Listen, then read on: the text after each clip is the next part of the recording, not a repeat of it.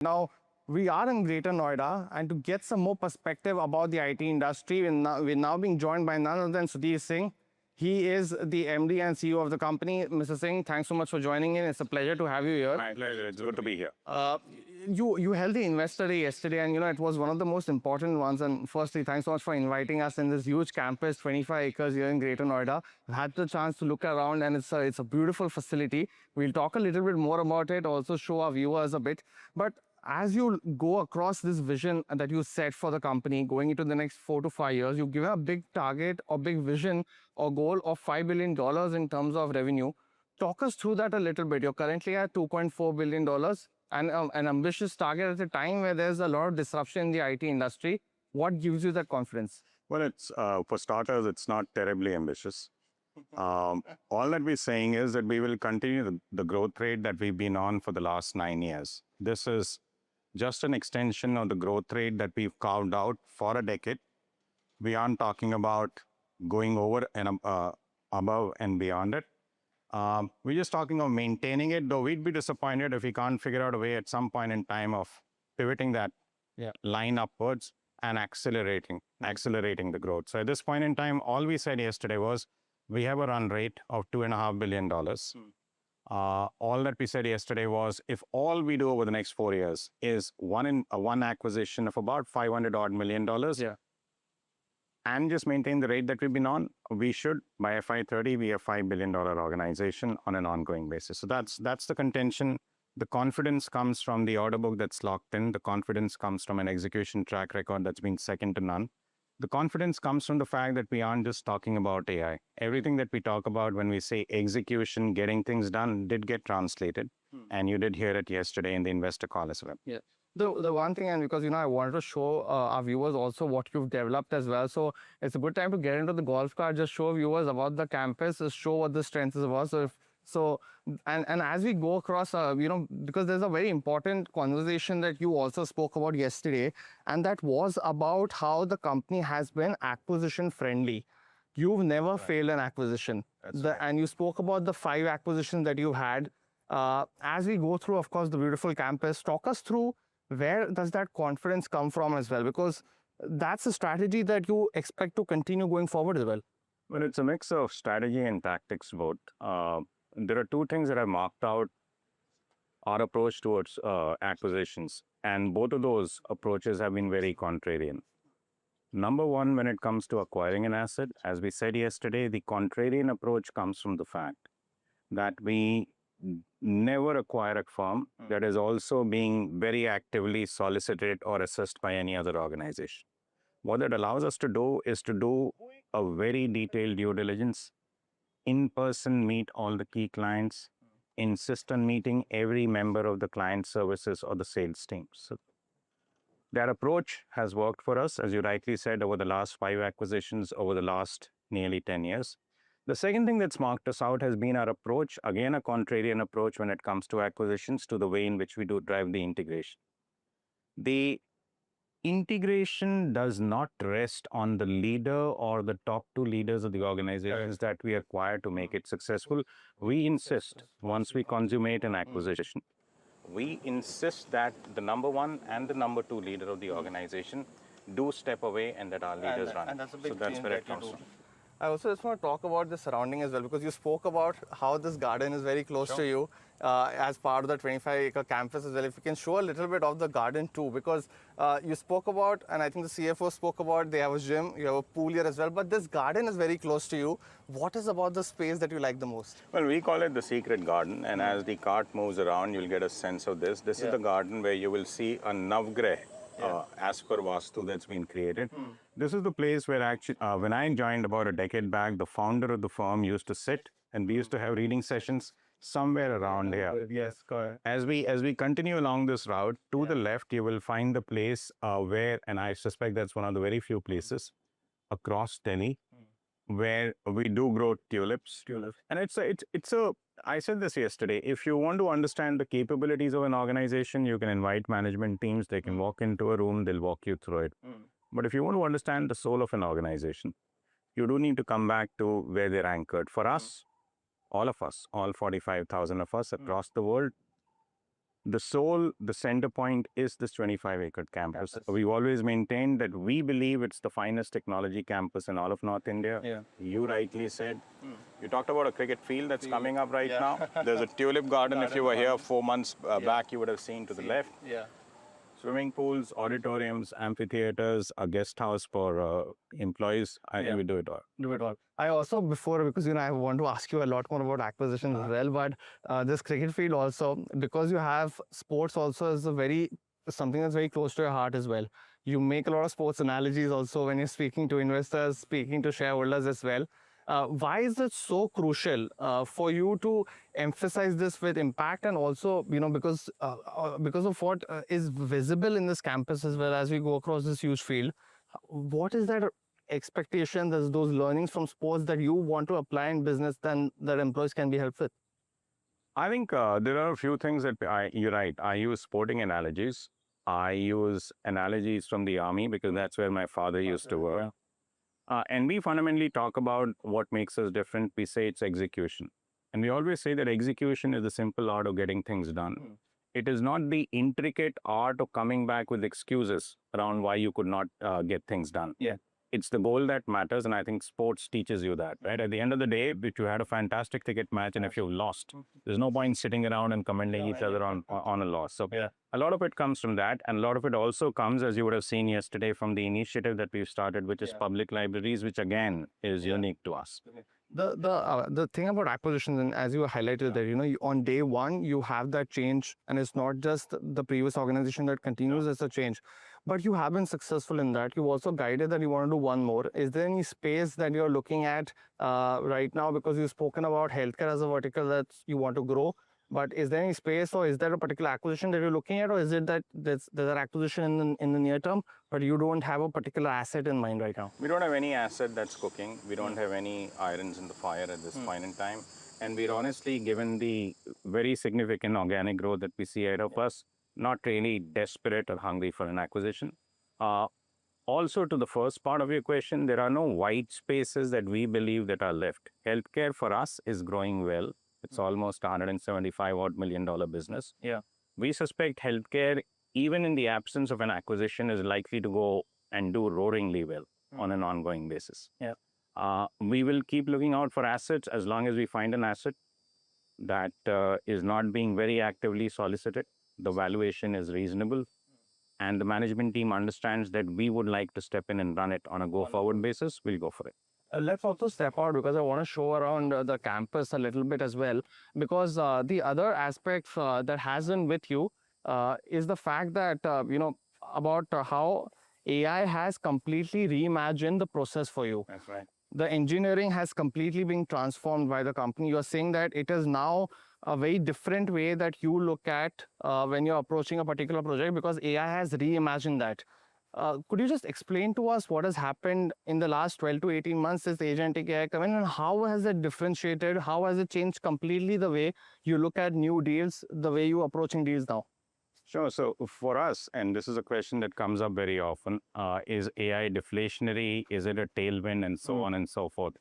We maintained, and I suspect we've been somewhat contrarian there, saying that from a Coforge vantage, from a Coforge perspective, AI is a tailwind, and a very clear tailwind. Specifically to AI engineering that you're talking about, what we presented yesterday, what Ram from our team talked about in terms of AI engineering was that the way we approached engineering, even 6 months back, versus how we approach it today, and that's what we presented to investors, has changed radically. 6 months back, engineering from our vantage was AI assisted, right?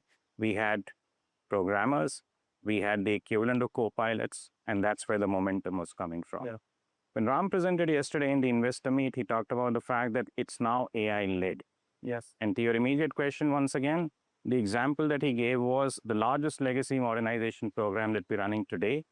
The entire process of the ingestion pipeline, the entire process of the knowledge assessment, knowledge management pipeline, and the entire forward engineering in that live example was being done by 25 agents spread across these 3 specific stacks, right? So broadly, sum and substance, from being AI assisted, it is now AI led. And it is becoming a very significant near-term opportunity from our banking. I also do want to talk about travel as a big vertical, right? Because you are getting almost 25% of your revenue from both travel as well as the transportation segment as well.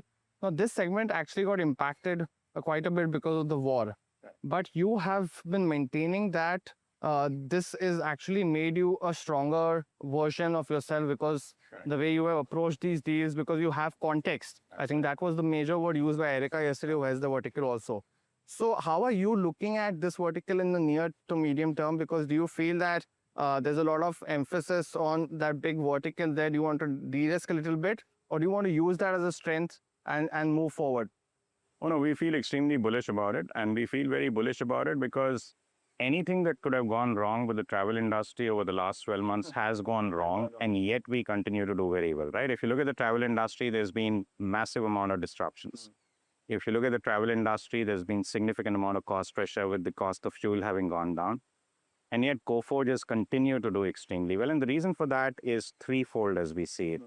One, there's a long-term secular tailwind because airports are getting fundamentally reimagined as retail malls, right? So what used to be a physical space is increasingly becoming, yes, a physical space, but also a space through which you can generate more revenues with the injection of technology. The second is the significant amount of work that's been done around personalization using AI.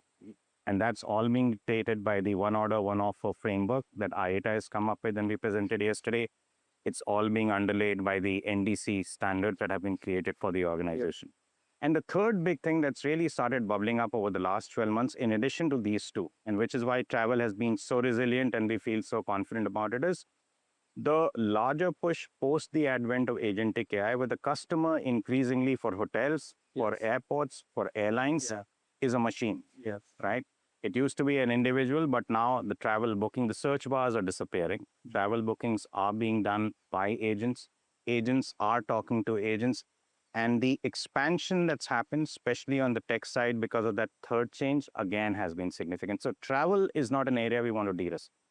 Travel is an area that we think is going to be an area of sustained, robust, and long-term growth. And that's a very important point you make, right? Because the way today an individual is planning a holiday has completely changed. He'll go to these models, he'll try to put in the prompts that he wants, the places he wants to visit, the kind of vacation he wants. So how has that actually changed the way for your clients? And what is the demand that they have from you now? Because as you rightly mentioned, I am not, the way I would book a holiday has completely changed, and I'm talking to another agent, and that agent is talking to your customer who might be in the travel and hospitality business. So what has changed for that customer, and what is the demand from you now? So the demand from us as a services provider is that the teams that we put up need to be deeply embedded in the travel domain. You can't have folks who've been trained for a week who land up there. When you look at us, the teams that go out there are going out there from Coforge, which is a firm that is working with 60 airlines right now. We are a firm that has its own travel product, which helps with revenue accounting for 30 airlines across the world. We have done 20 PSS migrations, which are the most complex things that you can do. The big ask coming in from airlines, the big ask coming in from airports, the big ask coming in from hotels and casinos is, give us the ontology, give us the knowledge management brain, which underlies the technology process that you come up with. And you can't do that unless you have folks who understand the NDC standards, unless there are folks who actually done multiple PSS migrations in one order, one offer frameworks. You explained about PSS. So just for the benefit for viewers, that is essentially the neurology of any particular airline, so that they also understand their customer better. So when you mentioned that there have been 20 of those that you've done already, is it that the has been bigger benefits for your clients and hence they keep coming back to you? PSS is the passenger service system. PSS is really the core around which you would plan, or you used to plan, the entire passenger journey, right? You used to. Increasingly, it's machines. Increasingly, it is agentic AI that is coming in and disintermediating that framework itself. But at the end of it, a PSS migration really needs you to have not just smart engineers, but domain-enabled and deeply domain embedded engineers. The 20 PSS migrations we've done, the bunch of folks who've actually been part of those migrations, when they walk into the 21st or the 22nd or the 23rd, the entire time that it takes for them to come up to speed, to contribute, and to start leveraging all the AI agentic frameworks that we have collapses significantly. Yeah. I think the one important point yesterday in the speech that you also made at the start of the investor day was emphatically something that we spoke about on acquisitions, that you never failed on acquisitions, but also guiding to the street that there is a lot of preparedness with AI as well as amongst other factors. Right. Now, to address the elephant in the room, there's always a comparison between you and you're one of the closest peer in the mid-cap space. Do you feel that the market is not currently capturing what you've been trying to present as the vision that you go into the next 4 years, and hence this is going to be one of the bigger moments in terms of the company's history as you look at the investor day 2026, maybe 2-3 years down the line? That will be a big change that people should have watched out for. Is that your opinion? We're very grateful to the market. We're very grateful to our clients for everything that we've achieved over the last 9 years. I don't think there's a sense of despair or regret at all. Just any which way we slice our performance and what we've been rewarded for. We do at the same time believe, and what we were trying to present yesterday, is that at a time when the industry seems to be on the defensive, at a time where the prevalent narrative is all around AI being deflationary, there are immediate demand pools which we are addressing. Immediately, as of today, and we talked about 6 of them yesterday, right? We talked about the fact that there is immediate pressing requirement for setting up cloud modernization AI frameworks, for helping with model hosting, gave examples of that for MLOps, etc. So that's one demand pool. We talked about 5 more, setting up data pipelines for AI. We talked about security and the opportunity that's come up for AI risk remediation. We talked about engineering, which is the conversation you and I had. So the point that we wanted to leave everyone with was, we understand when the frontier models talk about the fact that they have a big runway for growth.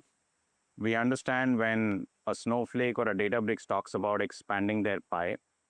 What we don't understand is the defensiveness that has crept in. There are immediate emerging demand pools. Some of them are just expansion of the existing service lines, which are the ones I talked about now. And some of them are newer demand pools, advisory that is coming up. Agentic solutions embedded in workflows that are coming up, which offer us also a significant runway for growth. The other thing that, and if you can give us some perspective on, is that you have these three key verticals, right? Banking, insurance, as well as what travel tourism, of course, that we spoke about. Right. You want to go into healthcare, you want to look at life sciences as well as the payer and provider group as well. I think you had some success already in the provider side, looking at improving the payer side as well. My question to you then, if you are newer to a vertical, That's right. how are you looking to capture that? And has AI actually made it a little more, not easier, but that advantage at this point of time to enter and break even? And the next question also, because you are a bigger player in the travel tourism space. So how easy it is for some other IT company, IT service company to come in and have that context, as you mentioned?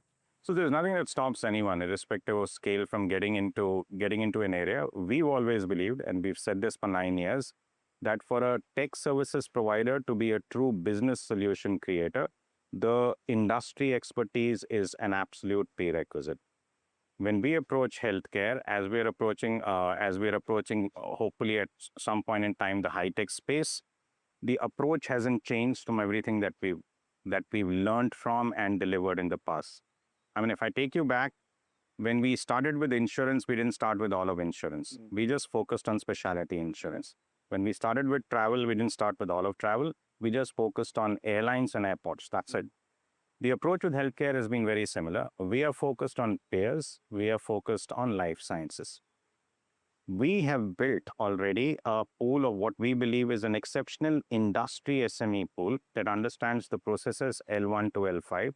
And the approach from here on is just going to be making sure that we take emerging technologies and we start creating solutions at the intersect of those processes and the technology. So not a different approach, the same approach. It's an approach that's worked for us. It's been tested in the past. Well, Mr. Singh, thank you so much for joining us today. It's been an absolute pleasure to be here over the last day and a half. there's so much that about the company that you learn once you get to the ground as well, but about you as well. I know you mentioned about yourself and then you put us again into the answer. So, but I do thank you for your time today right here on NDTV Profit. We wish you the best and always look forward to our next conversation. It's been a pleasure. Please do visit us again. Well, most certainly, sir. Thank you so much. Thank you. Thanks a lot.